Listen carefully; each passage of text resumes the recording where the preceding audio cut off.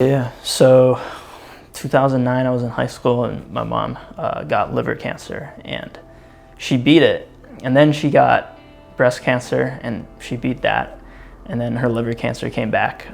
She had to get a transplant and she got a successful transplant, a liver transplant in 2018, and everything was great up until start of last year.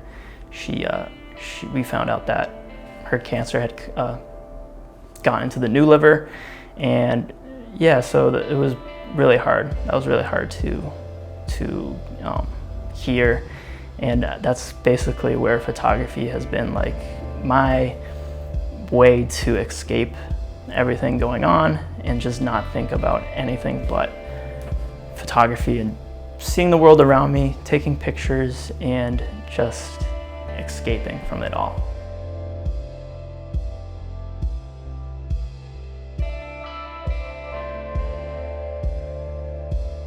So my family is a big part of why I'm an artist, because my family is full of artists.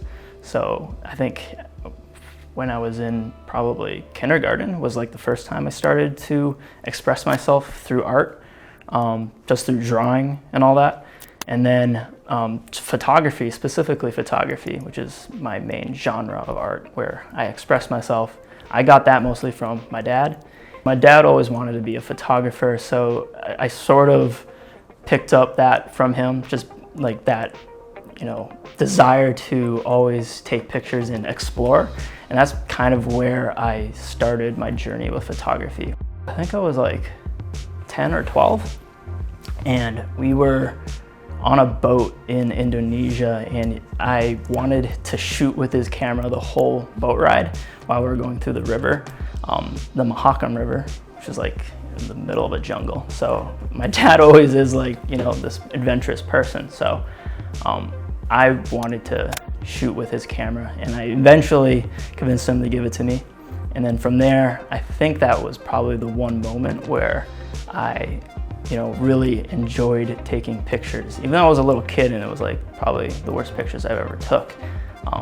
Just that experience of like holding a camera, not knowing what I was doing with it, but like taking pictures of all the interesting things while I was on the boat. So that was a long time ago, I think, when I was like 10 or 12. And then I didn't really pick up photography as like a serious thing until like 2015, which was like middle of high school, where I finally got my first camera, which was like a Nikon D3300. And then I would just shoot like on days where I had free time, just around the city, taking pictures of different things. And that was sort of how it developed into a street photography genre, where it was just me taking pictures, but I lived in the city, so all I had to shoot was the city. So that kind of developed naturally, I guess you could say.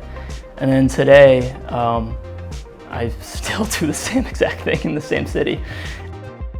I always wanted like photography to be my main source of income, and that's sort of where things got a little more difficult for me in my journey, was like realizing that I'm not gonna make a penny off of street photography, and if I wanna keep doing this, I need to find some other avenue, be it through freelance work, and that's what I was doing back then, was freelance event photography and stuff like that. But it was pretty difficult because I was not getting as many gigs as I wanted, and yeah, a lot of anxiety 2 years ago, just not knowing what I wanted to do. And then last year, started YouTube, and it was a bit of like a side project, and slowly but surely it became more popular and people wanted to see what I was making on YouTube, which is pretty cool. And then all of a sudden it's starting to be my main source of income, which has made me think like, wow, this is actually something I can continue to do down the road and be able to support my passion for street photography. And it all happens to be, my whole channel happens to be about street photography.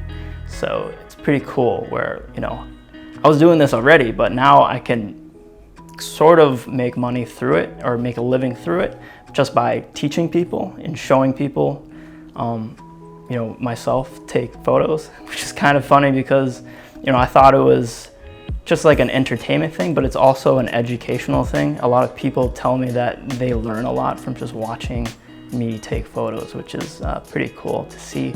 And I can definitely see why, because you're learning from someone just by watching them. And that's one of the best ways.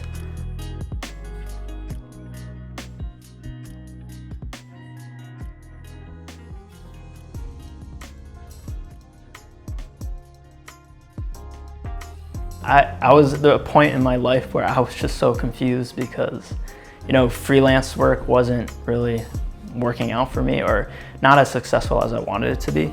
This was late 2019, early 2020.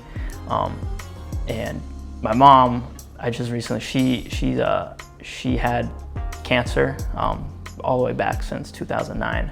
And at the start of 2020, we found out that her cancer had started to spread throughout her body. And that was really hard for me, more for her, but that was the start of 2020, before the pandemic happened. I was so lost, and I just wanted to escape from all of that. And, through photography or street photography, I found, some kind of avenue to lean on, and I decided one day to just film myself throughout that process. Now that I have some other stuff that has happened, or I've gone through YouTube, just being on YouTube has been like a great way for marketing myself and getting myself known by other people. A brand, or probably a company, Moment, you might have heard of before. They are a big reason why I'm getting a bunch of new gear from companies like Fujifilm. They collaborate with Fujifilm, and they ship it out to me to review stuff. So that's pretty cool. But they've been a fan of the stuff I've been able to make through past collaborations. And a couple weeks from now, I'm gonna be filming a workshop with them. It'll just be me teaching street photography. Creating is, when you're an artist, it's just part of your DNA. So you feel like something's physically wrong with yourself, or in your body. You feel it physically when you're not able to create. So if you're, for me, if you just took away photography from me, I would have to find another avenue to express myself. So maybe, I could switch genres or mediums, but there's always that expression of being able to, express yourself through art. I think that's part of who you are when you're an artist.